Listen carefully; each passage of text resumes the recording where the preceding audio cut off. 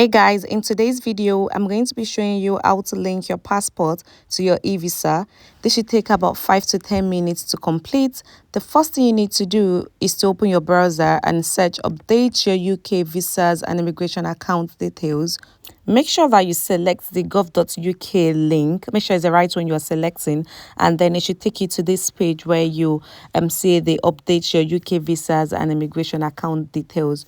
You should then scroll down to sign in. This will then take you to a page where you need to confirm the identity document that you used to create your ukvi account. Select BRP. Next, you need to confirm your date of birth. So put in your date of birth and click on continue to go to the next page. Next, you'll be asked how you like to receive the security code. You can either choose to select text message or select your email address, then click on continue. You will then receive the security code either to your email or to your phone number. It depends on what you select, then click on continue. Once you've done that, you'll be taken to the page where you can see your personal details. You need to ensure that your date of birth is showing correctly and your name is showing correctly, as this is the page that people would see when you try to prove your immigration status. If you then scroll down to the bottom of this page, you would see your identity document. This is where you can add a new identity document that you would like to use to travel. You can also then see your BRP details here, because that's the only identity document that you currently have showing there until you had your passport. Now, to add a new identity document, you would need to select add a new identity document. And once you select that link, you'll be asked if your personal details have changed on your new identity. If it has not changed, select no. And then you'll be asked to check that the passport that you're about to scan meets the requirements. If the photo does not meet the requirements, you would have to try again. Now you'll be taken to a page where you have to confirm the type of identity you're going to add. So select passport for this one. Once you've selected passport, you need to upload or take a photo of your passport. You need to ensure that it meets the requirements to be accepted. You need to ensure that when you take the picture, the symbols and the number at the bottom of the personal details is showing and it's readable. And then you get a page to show you an example of what is acceptable and what is not acceptable.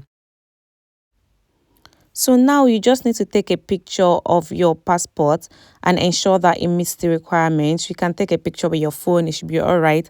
As long as it meets the requirements, you should be fine. Once you are happy with the picture, then choose a file and upload the passport. Once you've uploaded your passport, click on continue. Then you'll be taken to a page that confirms that the photo meets the requirements.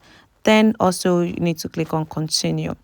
Once you are happy with that, you would be taken to a page where you need to check that the details you've provided are correct before you continue. If you're happy, click on continue and submit.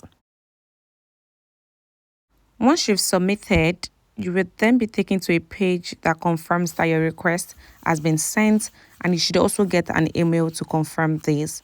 As soon as it's been done, you would need to wait for ukvi to confirm that it's been accepted. It doesn't take time for them to come back to you, but you actually need to wait to get the confirmation. I got the confirmation within 40 minutes, so I did my passport update by 9 o'clock, and I got an update that it's been accepted by 9:40. So it does not take time for them to come back to you.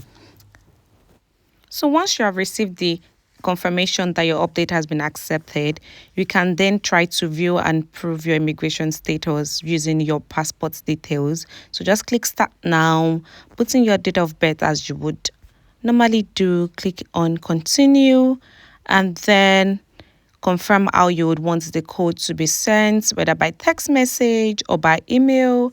As soon as you've done that, click on continue.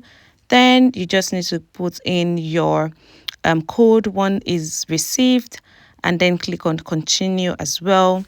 Next thing you need to do is then to use your passport details to sign in. Then you'll be able to see your eVisa details.